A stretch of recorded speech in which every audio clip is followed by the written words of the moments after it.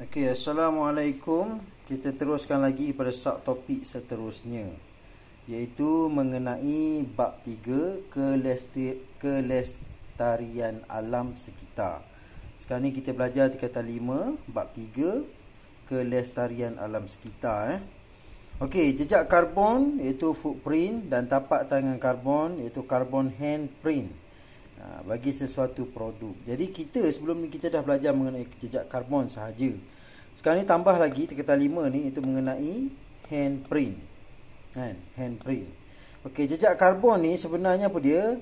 Dia kalau jejak karbon bagi sesuatu produk ni merujuk kepada impak negatif. Impak negatif terhadap kelestarian alam sekitar yang disebabkan oleh produk tersebut sepanjang kitar hayatnya. Jadi disebabkan produk tu, contohnya mesin tu sebut, berapakah impak, apakah impak, berapa karbon yang dia lepaskan, itu yang dimaksudkan dengan jejak karbon. Kalau tapak tangan karbon ni pula, dia menunjukkan impak positif terhadap kelestarian alam sekitar dan disebabkan oleh produk tersebut sepanjang kitar hayatnya. Jadi kamu ingat satu ni saja. Kalau kaki ni maksudnya impak negatif, kalau tangan impak positif. Yang ni impak negatif. Kalau jejak karbon ni impak negatif terhadap alam sekitar. Impak negatif terhadap alam sekitar. Kalau tangan karbon impak positif terhadap alam sekitar, terhadap kelestarian alam sekitar. Jadi dua beza, dia kaki dengan tangan je, tapi berbezanya yang ni positif, tangan positif, kaki negatif. Okey. Tapak tangan karbon bagi sesuatu produk adalah bertujuan untuk mengurangkan jejak karbon bagi produk tersebut dan menambahkan impak positif terhadap kelestarian alam sekitar. Jadi kita memperkenalkan tapak karbon ni untuk kita tahu apakah kesan positif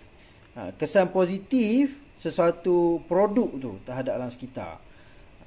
Antara langkah tapak tangan karbon untuk mengurangkan pembebasan gas rumah hijau dalam kitaran hayat sesuatu produk adalah seperti berikut. Jadi ini adalah tapak tangan karbon yang mana dia dibuat supaya apa? Supaya kesan impak ataupun pengeluaran gas rumah hijau dapat dikurangkan bagi sesuatu produk lah. Okey, penggunaan bahan dengan jejak karbon yang rendah dalam pembuatan produk. Jadi kita akan gunakan bahan-bahan yang mana tidak mengeluarkan karbon yang banyak, tidak mengeluarkan gas karbon dioksida yang banyak. Okey, bahan binaan yang tidak boleh baharu dan membebaskan gas rumah hijau yang banyak digantikan dengan bahan binaan yang boleh baharu dan kurang membebaskan gas rumah hijau. Sebagai contoh, simen digantikan dengan kayu balak. Okey, jadi kenapa kita pakai rumah simen? Sekarang ni kamu tengok banyak orang dah pakai rumah simen. Betul tak? Ada orang pakai rumah kayu lagi? Dah jarang. Okey, kalaulah kita masih kekalkan pakai rumah kayu. Semua nak pakai rumah kayu. Tak nak pakai rumah simen. Jadi apa jadi? Sebenarnya rumah kayu ni pun ada dia punya kebaikan dia. Dia ada yang seronok dengan rumah kayu ni, Sebab apa? Sebab rumah kayu ni dia tak panas. Kenapa biasa kita tengok orang asli, mereka suka rumah kayu ni sebab apa? Tak panas. Rumah kayu tak panas berbanding rumah batu, simen ni.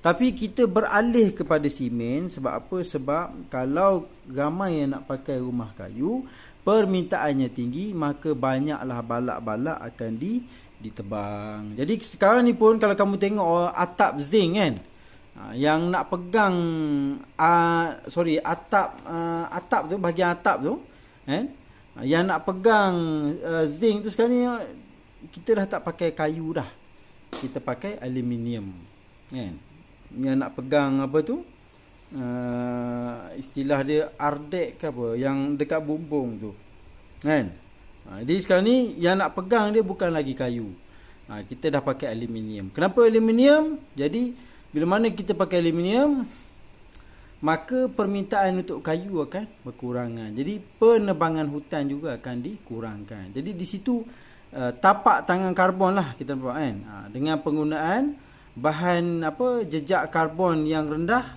kan, jejak karbon dia rendah, kan, jadi impact terhadap alam sekitar akan tak banyak lah, kan. Okey, pemanjangan kita hayat dan peningkatan kecekapan produk. Jadi kamu tengok sekarang ni lah bateri yang dapat dicas mula. Kita tak pakai dah bateri yang tak boleh cas. Kalau bateri yang tak boleh cas, apa jadi? Kita akan buang bateri tu.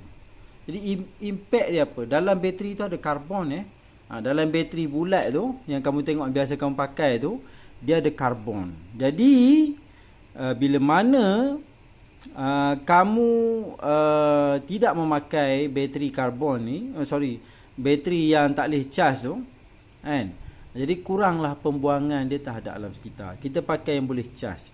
Jadi kita cas, jadi kita panjangkan hayat dia. Nampak? Kita panjangkan hayat dia.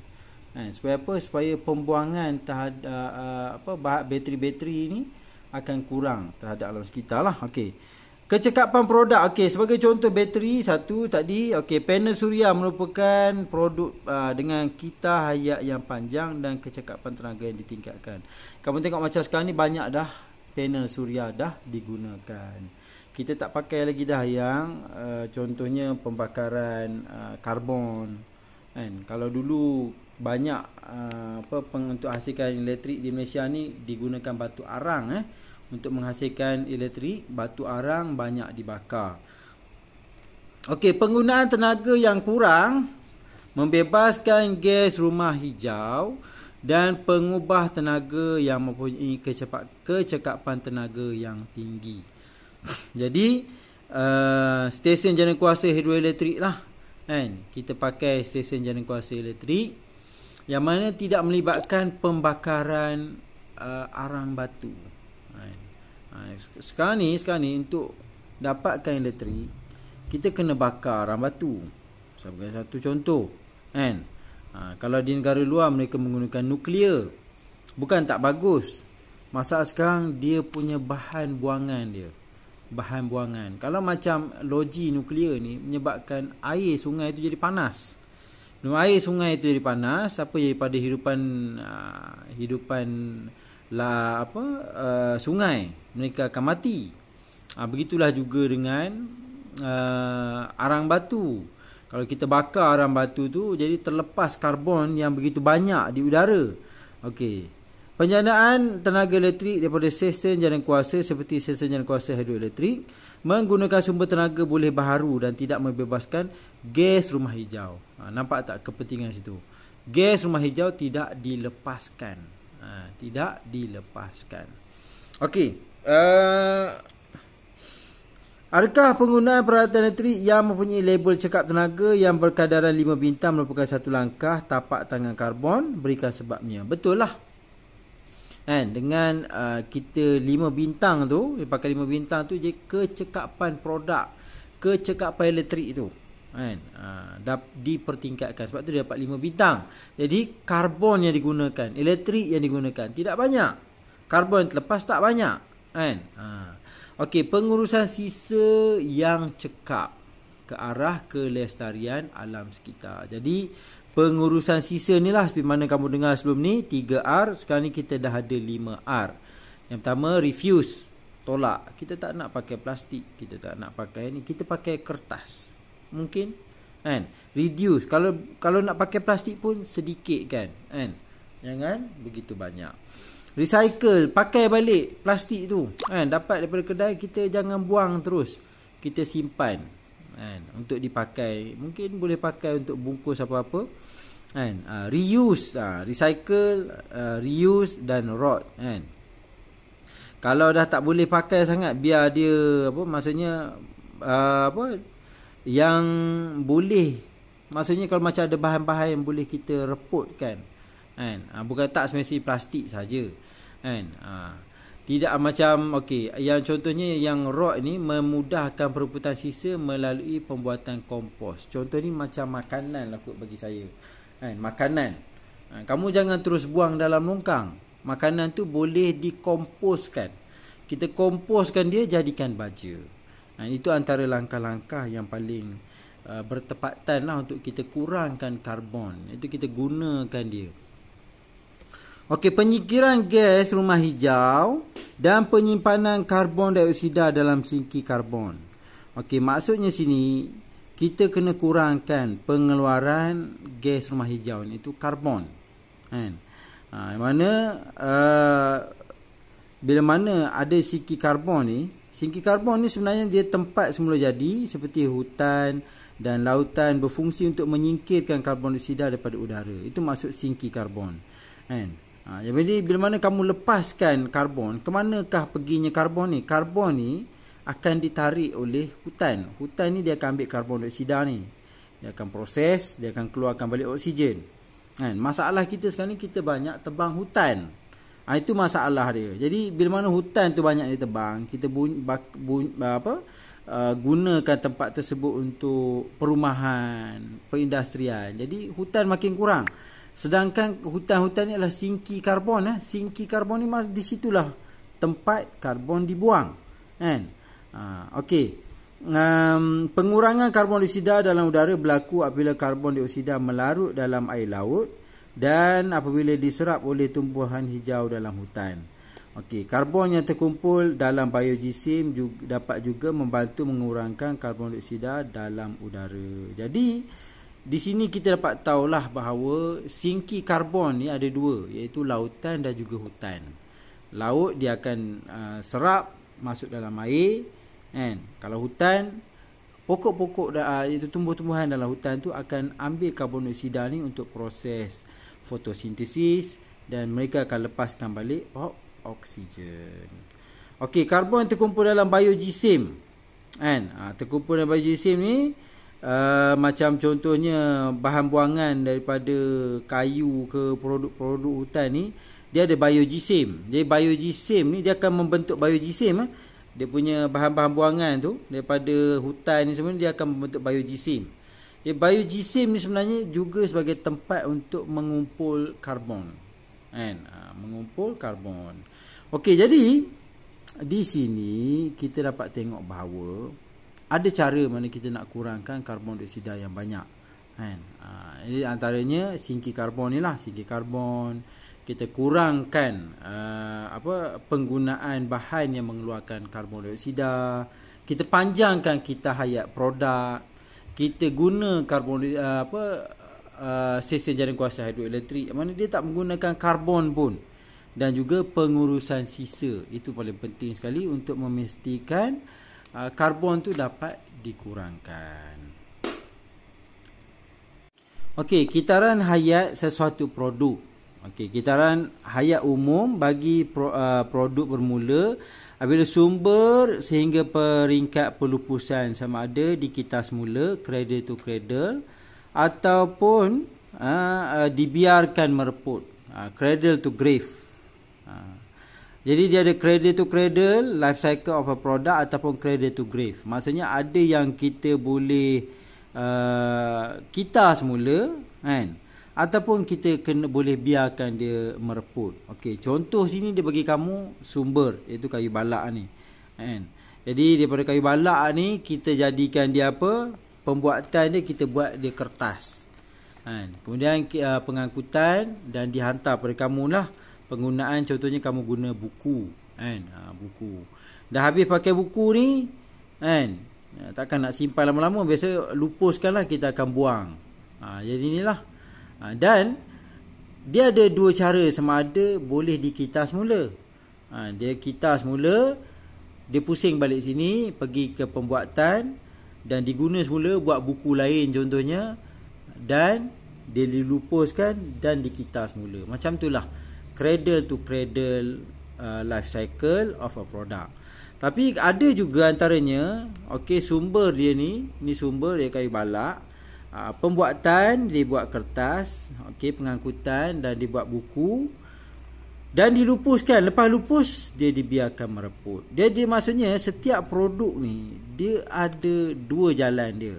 Kita hayat dia ada dua. Sama ada satu kita semula ataupun kita biarkan dia mereput. Biarkan dia mereput. Jadi ini kita nak cerita pada kamu kitaran hayat sesuatu produk. Contohlah baju kamu ada tu. Baju daripada mana? Baju daripada benang. Sumber dia daripada kain kapas. Daripada kapas jadi baju. Lepas baju kamu buat apa? Dah habis pakai semua, dah tak cantik, kamu akan buang. Kan? Buang tu pula sebenarnya dia ada cara dia. Kita kalau kita buang macam tu saja, sama ada dia akan mereput lah dekat pusat lah, pusat pembuangan. Ataupun ada satu cara yang mana benang-benang tu akan dikita semula. Ada yang mana bila mana kamu hantar pada satu pusat tu, tempat pelupusan dia akan ambil balik benang-benang ni dan digunakan untuk buat produk lain pula. Jadi itu dikata kita semula. Tapi kalau kamu sekadar buang dalam masuk tong sampah, dia akan jadi ke sinilah mereput. Jadi di sini kita dapat tengok mana satukah yang sepatut kita pergi.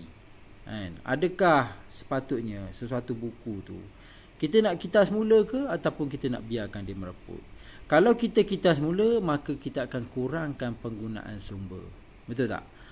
Kalau kita biarkan dia mereput, maksudnya kita akan banyakkan nanti ambil daripada sumber ni. Di situ kita ada dua pilihan. Manakah patut kita buat?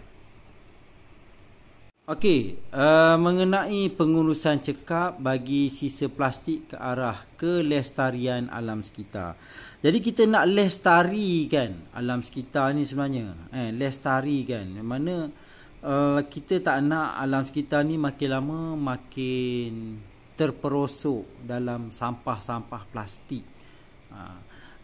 Mana kita sekarang ni, isunya sekarang ni bumi semakin panas. Dan baru-baru ni kita dengar berita di Kutub Utara dah pun ada hujan. Tak pernah hujan dah berjuta-juta tahun tak pernah hujan. Tapi hujan dia bukanlah satu petanda yang baik. Kalau hujan, maka air akan lebih cepat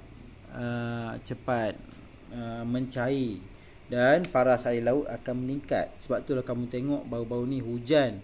Kalau hujan tu hujan begitu banyak hujan sampai banjir di China. Dan juga banyak lagi lah kesan-kesan perubahan iklim. Bahkan di Arab pun sekarang dah pun berlaku apa? Salji. Tak pernah salji. Tak pernah ni. Lepas tu dah ada padang-padang pasir, dah tumbuh rumput. Jadi itu kita bercakap kepada lebih pada perubahan iklim. Dan dia sebenarnya kesan daripada apa? Daripada ketidakcekapan dalam pengurusan alam sekitar sebenarnya. Daripada masalah yang kecil, dia boleh besar-besar sampai dia melibatkan satu dunia. Sedangkan kita pada era serba moden ni, kita boleh menguruskan sisa plastik sebenarnya. Kita boleh gunakan dia sebagai contoh di sini tunjuk adalah upcycle. Upcycle ni barang yang sepatut kita buang, kita ubah suai dia kepada barang yang boleh kita pakai lagi. Itu kita menghasilkan produk yang plastik yang baru. Daripada sepatutnya dah tak bernilai ni, dia akan jadi bernilai. Untuk sebagai upcycle. Tapi macam biasalah, isunya ada tak orang nak buat macam ni? Isunya macam tu, ada ke nak macam ni? Setengah-setengah orang dia nampak macam lekeh lah lekeh. Pakai barang-barang yang terpakai, yang patut dibuang tapi masih pakai lagi. Itu isu dia lah.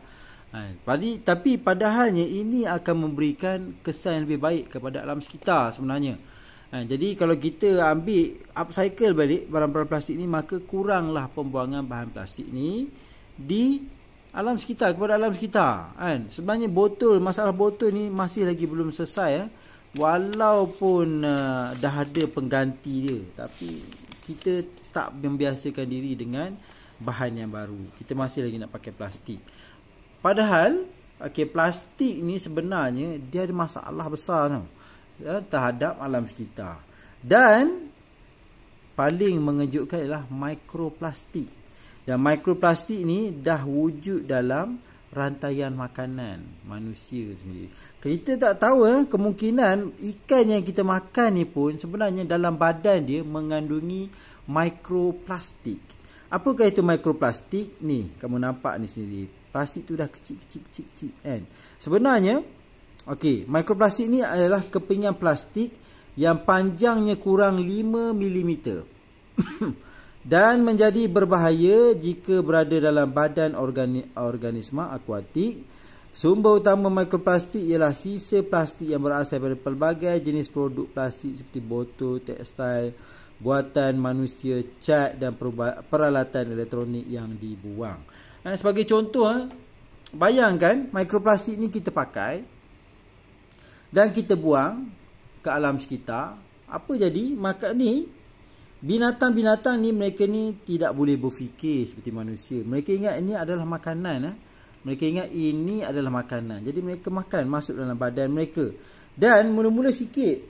Mula-mula sikit lah, tapi dia berkumpul dalam badan ikan ni. Jadi apa jadi pada ikan ni? Sebab ikan ni adalah sumber makanan kepada manusia. Lalas, dalam badan kita ada mikroplastik. Adakah ia berbahaya? Sebab badan kita, manusia ni, kita tak tahu macam mana nak buang plastik. Mana ada? Kita tidak ada mekanisme tu. Kalau dia disedut masuk dalam darah kita, kalau contoh kita makan, dia pergi ke sistem pencernaan dan disedut masuk dalam darah kita, macam mana nak buang? Tidak ada jalan. Tak ada jalan macam mana nak buang. Sebab apa? Badan kita tak ada mekanisme untuk membuang plastik sekiranya dia masuk dalam darah. Jadi kalau dia terkumpul dalam badan kita, dia akan terkumpul banyak-banyak. Akhirnya dia, kalau ia menyebabkan toksik badan kita, kita akan menimbulkan banyak penyakit. Boleh pergi kepada kanser, boleh pergi kepada pelbagai jenis lagi lah. Kesan-kesan daripada mikroplastik ni. Sebab itulah kita dapat tengok sekarang isu yang besar ni sebenarnya. Mikroplastik ni dah masuk dalam rantaian pemakanan, melibatkan apa? Manusia sekali. Kita tak tahu, mungkin dalam telur yang kamu makan tu pun ada mikroplastik. Boleh jadi. Boleh jadi.